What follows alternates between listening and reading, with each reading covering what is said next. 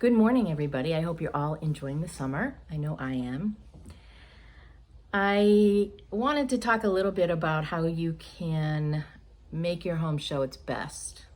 So if you're selling your home, the most important thing is to ensure that your agent has a really good photographer.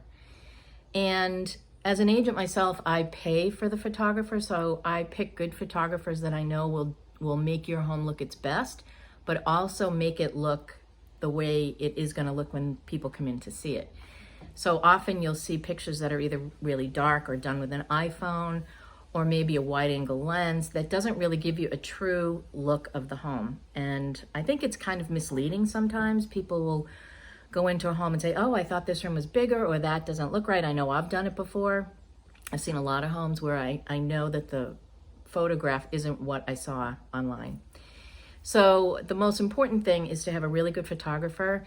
If you have a built-in pool in your backyard and beautiful landscaping and you're on a huge lot, then maybe you want to do some drone work. That's something that you could talk to your agent about.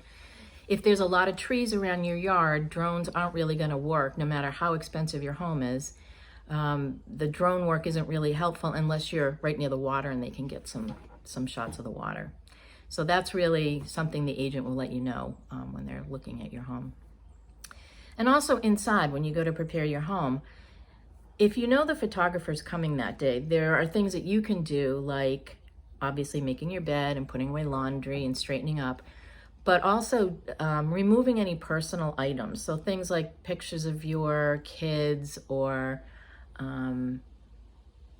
don't know, memories of your vacation from last year, things like that you may have around your home that are important to you, but you really want to kind of minimize everything, make sure that there's bare minimum of everything. People want to be able to walk in, make your home feel really big by getting rid of a lot of things.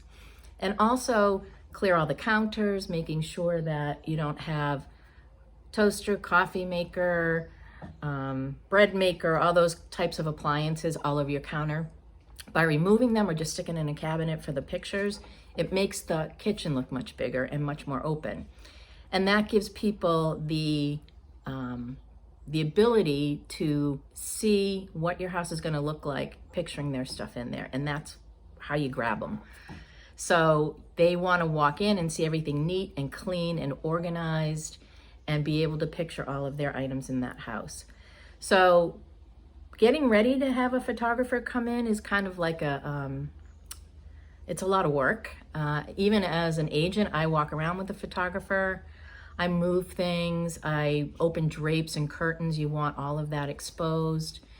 And we want the house to look as bright and airy and open and large as possible. And that's the way to do it, is through photography.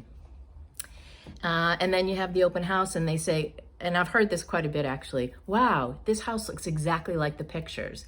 And that to me is a really great thing because it tells them immediately that the photographer did a great job, and I always tell the photographer that, and that it's true to its form, and they knew exactly what they were going to get by looking at those photos. So just a little bit of advice if you're selling your house. Have a great week, everybody.